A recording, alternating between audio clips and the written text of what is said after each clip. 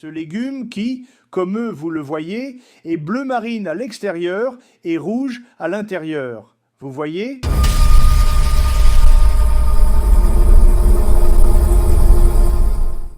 Le Rassemblement national se présente comme un parti de droite. Mais sur le plan économique, que défend-il réellement? Taxation du capital, défense de l'État-providence, opposition aux réformes libérales. En analysant les votes et propositions du RN à l'Assemblée nationale, un constat troublant émerge. Le parti de Marine Le Pen adopte des positions économiques traditionnellement associées à la gauche. Voici plusieurs faits qui remettent en question le positionnement économique du RN. Le vote historique du 20 novembre 2024. Ce jour-là, en commission des affaires sociales, le RN a voté avec la France insoumise et l'ensemble de la gauche pour abroger la réforme des retraites. Résultat, 35 voix pour, 16 contre. Le texte prévoit un retour à la retraite à 62 ans et 42 annuités de cotisation. Le député RN Thomas Ménager a déclaré « C'est le même texte que le nôtre. Nous ne sommes pas sectaires. » À titre de comparaison, les partis de droite libérale défendent non seulement le maintien de la réforme, mais proposent d'aller plus loin avec une retraite à 65 ans et l'introduction de la capitalisation.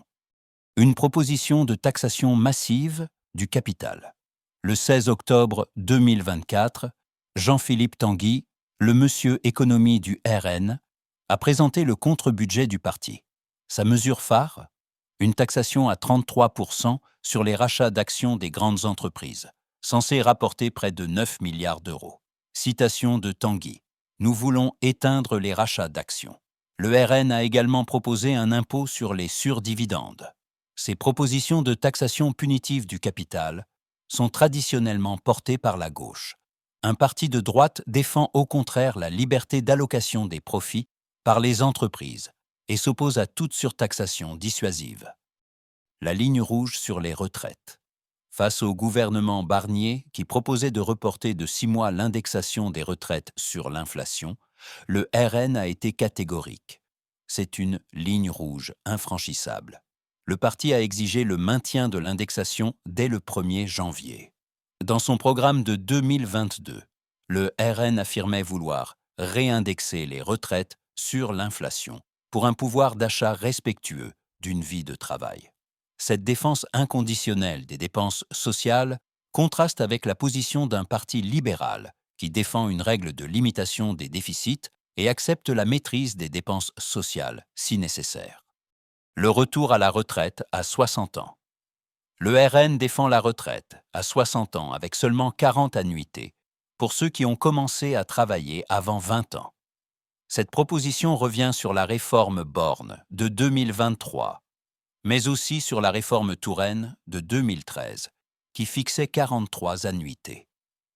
Marine Le Pen justifie. Travailler plus tôt, c'est travailler plus dur, et donc partir à la retraite plus tôt. Selon l'Institut Montaigne, cette mesure coûterait entre 50 et 120 milliards d'euros par an.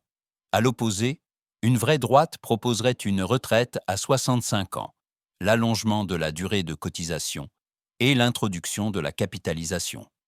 L'offensive fiscale sur le capital.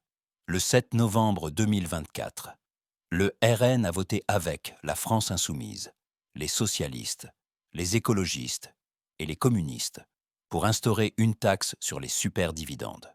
Cette taxe de 5 points supplémentaires porte le prélèvement forfaitaire unique à 35% pour les dividendes, dépassant de 20% la moyenne des 5 dernières années. Le vote, 145 voix pour, 37 contre.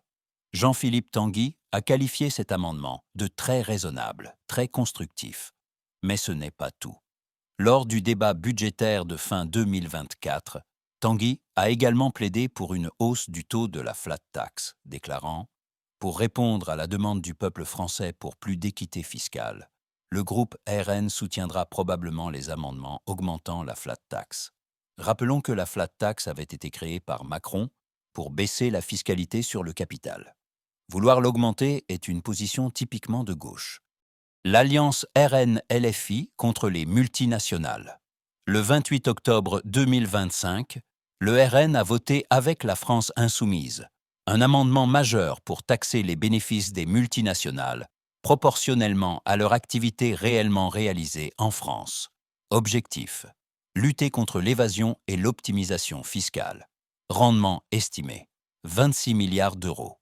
Le lendemain, 29 octobre, le RN a encore voté avec la gauche pour abaisser le seuil de l'impôt minimum de 15% sur les multinationales, passant de 750 à 500 millions d'euros de chiffre d'affaires, élargissant ainsi le nombre d'entreprises concernées. Jean-Philippe Tanguy a justifié ses votes en déclarant « La fraude fiscale, c'est le vol des honnêtes gens ». Cette rhétorique anti-grandes entreprises et cette alliance systématique avec LFI sur la fiscalité des multinationales sont caractéristiques d'un programme économique de gauche interventionniste, pas d'un parti de droite. Le retour de l'ISF version RN. En 2024 à 2025, le RN a voté en faveur de la transformation de l'IFI, l'impôt sur la fortune immobilière, en un nouvel impôt sur la fortune improductive. Le principe: taxer les patrimoines élevés considérés comme passifs. Pour la gauche, c'est un retour modernisé de l'ISF, l'impôt de solidarité sur la fortune supprimé par Emmanuel Macron. Le RN, qui critique régulièrement la suppression de l'ISF par Macron, adopte ici une position fiscale alignée sur celle de la France insoumise et du Parti socialiste, et opposée au parti de droite. Plus de fonctionnaires, pas moins. Dans son contre-budget d'octobre 2024, le RN a proposé de rétablir 2000 postes d'enseignants. Le parti défend également le maintien des investissements dans la justice, la recherche et la sécurité.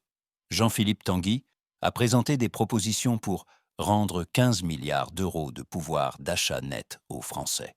Le RN refuse la baisse des allègements de cotisations au niveau du SMIC et s'oppose à toute réduction significative de la fonction publique. Cette défense des services publics et de l'État-providence est une position traditionnelle de la gauche française, et non de la droite, qui prône la réduction des dépenses publiques. Alors, le RN est-il vraiment un parti de droite sur le plan économique? Les faits parlent d'eux-mêmes. Vote pour l'abrogation de la réforme des retraites, avec la gauche. Proposition de taxer massivement les rachats d'actions. Alliance avec LFI pour taxer les superdividendes et les multinationales. Plaidoyer pour augmenter la flat tax. Vote pour un impôt sur la fortune. Défense des services publics et création de postes de fonctionnaires. Toutes ces positions sont traditionnellement associées à la gauche économique. Défense de l'État-providence, taxation du capital, redistribution, protection des acquis sociaux. À l'inverse, un vrai parti de droite défend la baisse des impôts, la réduction des dépenses publiques, le recul de l'âge de la retraite et la liberté d'entreprendre. Le Rassemblement national peut se revendiquer de droite sur les questions migratoires ou sécuritaires. Mais sur le plan économique, les votes et propositions de ces députés démontrent un positionnement bien plus proche de la gauche traditionnelle que du libéralisme économique. Mais au-delà du positionnement politique, pourquoi ces réformes économiques sont-elles si urgentes pour la France? Les chiffres sont implacables.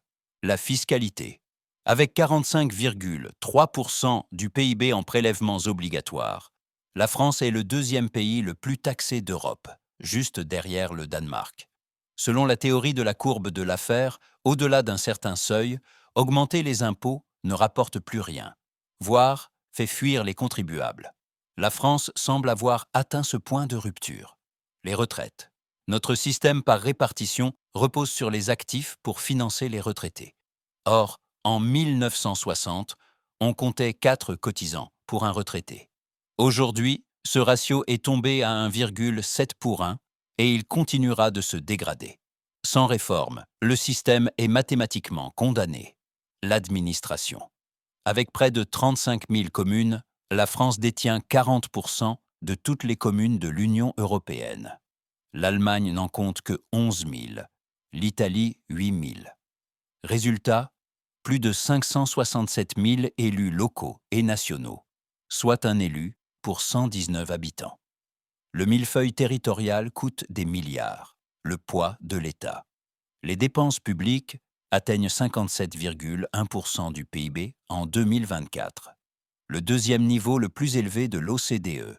Pourtant, hôpitaux, justice et police manquent cruellement de moyens, tandis que les effectifs administratifs explosent.